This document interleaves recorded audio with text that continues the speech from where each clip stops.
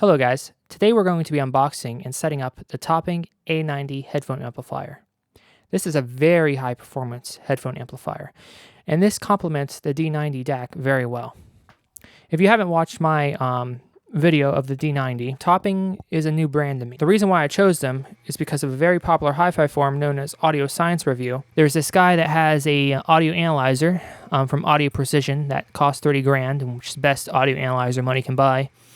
And it's able to test analog signals and determine the performance of various audio equipment. This headphone amplifier is pretty much one of the best, if not the best, headphone amplifier you can buy. Performance of this amplifier is astronomical. The THD, the SNR, the numbers, if I told you them, your jaw would drop. So let's take a look here at specifications from Topping. They use Texas Instruments NFCA modules, and the output impedance is 0.1 ohms. The THD plus N is 0.00006. Lots of zeros there. That's pretty damn good. The dynamic range, 145 decibels. That's astronomical. Never heard tell that in any audio device. So they use ultra high performance NFCA modules, which is called Nested Feedback Composite Amplifier. Current hybrid feedback architecture along with HGF, ultra high gain feedback technology, provide excellent DC and AC performance. High output current drive capability allows the amp to drive low impedance headphones with ease. Ultra low noise of 0.2 UV is miles ahead of the competition, giving absurdly high dynamic range of 145 decibels and no audible noise in the darkest background for the most sensitive IEMs, in-ear monitors. Not only is this one of the quietest amps in terms of noise performance, it's also a pretty powerful amp. It will drive some pretty power-hungry headphones. So the SNR, get this, 145 decibel SNR. 145 decibel SNR. Astronomical. And let's see here. THD, I already told you guys that. Astronomical. Okay, so here's the output. Here is the output power of this. You're looking 7,600 milliwatts into a 16 ohm load. 6,400 milliwatts into a 32 ohm load, 1,000 milliwatts into a 300 ohm load, and 500 milliwatts into a 600 ohm load. So lots of power. So I'm going to go over to Audio Science, where he measured this headphone amplifier using a $30,000 Audio Precision, and let's see how it performs. Does it live up to Topping specifications? Well, as we can see right here, the THD plus N ended up being 0.000094, which gives us a nice sinad of 120 decibels. So anything 120 decibels and above is excellent, state of the art, beyond human hearing. Human hearing at max can hear 120 decibels. So once you reach that, you've already considered yourself in game. Anything higher, you won't be able to hear, basically. So if we look compared to the competition, it's tied in first place with, I can't even pronounce what the hell that amplifier is. But this even beats the very, very famous THX A87 and the very famous benchmark HPA4, which those are both highly regarded headphone amps for their performance, right? So this even beats those. The frequency response is a roller flat to 40 kilohertz. Excellent. Signal to noise, they tested it up to 127 decibels, so 21 bits of dynamic range.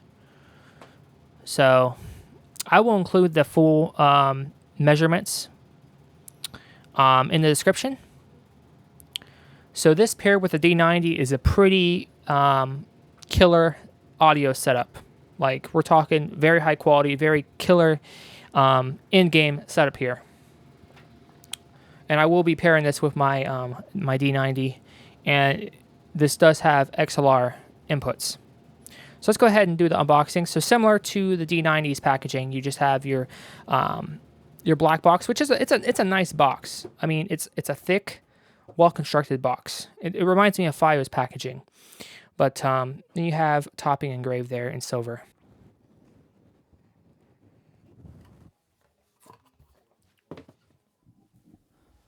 So just like the D90, they have a nice thick foam pad to protect it and keep it in place. Very similar packaging to the D90 if you haven't seen that already. Got your warranty card, user manual. You have alcohol wipes included from A-Post Audio. And if you're going to buy this, I do recommend buying it from A-Post Audio. Now, these won't be scarce to get because this is the headphone amplifier. It doesn't use any AKM chips or anything, so you don't have to worry about this running out of stock like you do on the DAC, because the DAC does use an AKM DAC and also uses an AKM SPDIF receiver.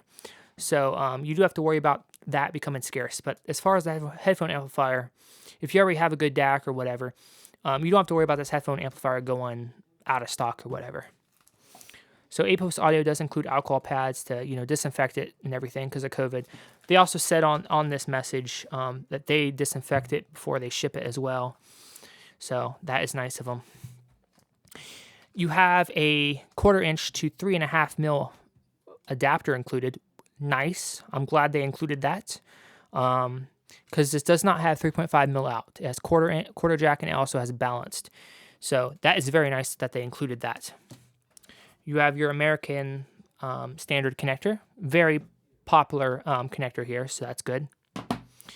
This does not have a remote, but you see there's a pouch remote because they probably use the same foam padding packaging, with other products such as the D90.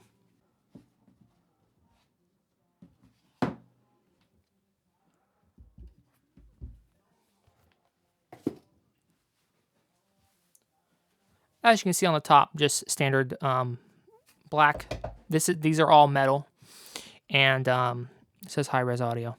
So I'm going to go ahead and adjust the camera view, and we'll go ahead and take a look at this. So on the front, we have a very nice power switch. So you have HPA headphone amp, and you have pre. This also can act as a preamp, so it does have that functionality available. You have XLR or RCA for your inputs. And then for gain, you have L for low, M for medium, and H for high. So if you're going to be using like little in-ear monitors, you're going to want to have this on low. If you're going to be using headphones, like mid-range headphones or whatever, that are, in between on drivability, you'd have it on medium. If you're using really high impedance headphones, headphones that are really hard to drive, you put it on high gain. So that's what those different gain levels are for. You have a balanced input, XLR, and I'm not sure off the top what this one is, but I will include an overlay. And you have 1/4 inch single-ended, which they do include a 1/4 inch to 3.5 millimeter adapter, which is very nice of them. Then you have your volume control, your potentiometer. This is analog. And it's not a bad pot. Decent quality pot. I love analog volume controls.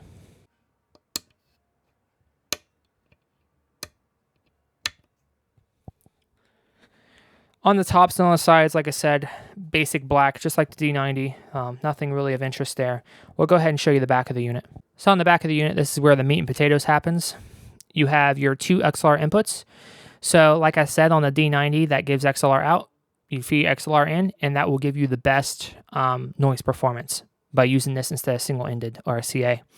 So it has that available, but if you do have an RCA source, they have covers over them, keep dust out. But just like on the D90, you take the covers off, and you can feed it RCA input as well.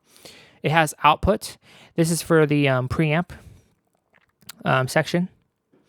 And you have your nice AC input. So no DC jack or, no USB power, no bullshit. Nice mains input there, and it's socketed.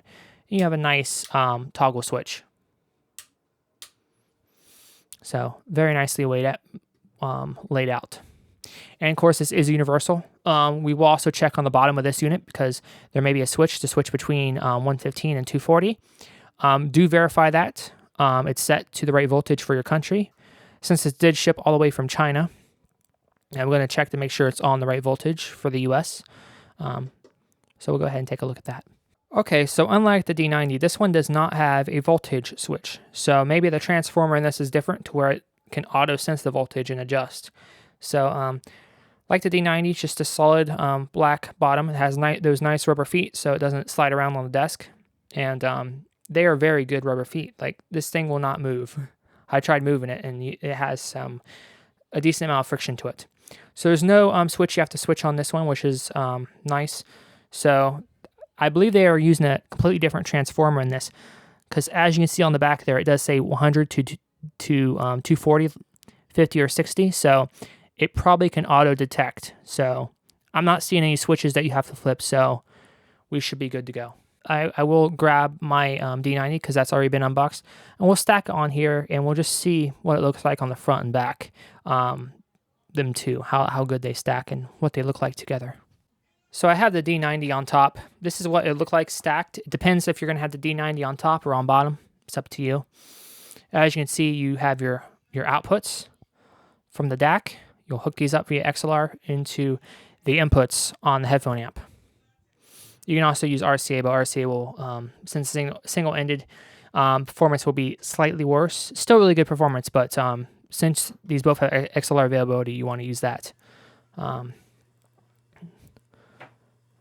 Pretty clean and consistent layout here. So it depends on how you're going to stack them, but that's what it looks like on the back, and I'll show you guys what it looks like on the front. So on the front, you can see that these two stack very well, and they complement each other very well. On the top, you have the D90 DAC. On the bottom, you have the A90 headphone amp. Same enclosure, same size, same color. They go together very nicely. So that's what the front looks like.